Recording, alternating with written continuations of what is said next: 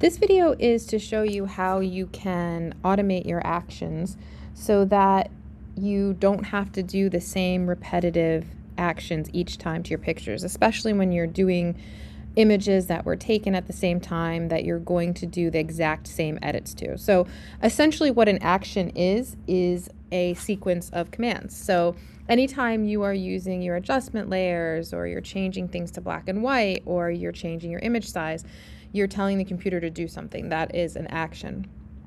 So what we want to do is we want to record actions so that we can just automatically press play, and those repetitive tasks will then be done automatically.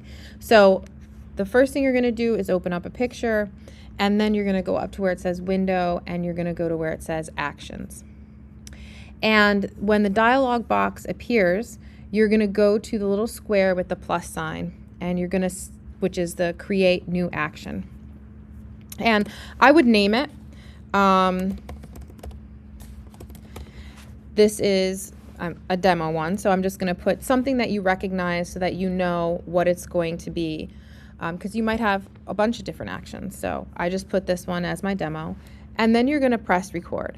So once it's recording, it is going to record every step that I make. So one of the things that is very repetitive is our image size. We're always changing our image size. So I'm going to go up to where it says image. I'm going to scroll down to where it says image size, and I'm going to resize my image. So my width is 56. I'm going to make that 10, and then I'm going to change the resolution to 300. Okay. Another thing that I usually do is I usually duplicate my background so that I'm not working on my background layer. So I do Command J in order to duplicate that. And then I start working on my levels. Now, different photos are going to need different levels, but if you're working on a series that was taken at the same time, chances are that they're going to be very similar. So I'm just going to play around with this. This really doesn't need very much levels, but I'm going to play around with this a little bit. And I'm also, just to show you the example of how this records everything, I'm also going to do a hue saturation. All right, I'm going to make this ridiculous, like a ridiculous color. And I'm going to change the saturation. Okay. All right. So when I take a look at my layers, I'm like, okay, this is what I want to do. So I've changed the image size, I've done my levels, I've done the hue saturation, and then I'm going to press the stop, which is the square right here. Okay. So if I go and I open up another picture, so now I'm going to open up a different picture. So here's a picture of a dinosaur. And again, if you take a look, the image size on this hasn't been changed. All right.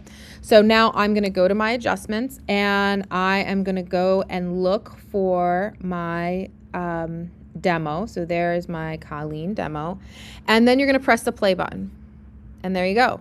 Those are the exact same actions, settings that I did for this one right here.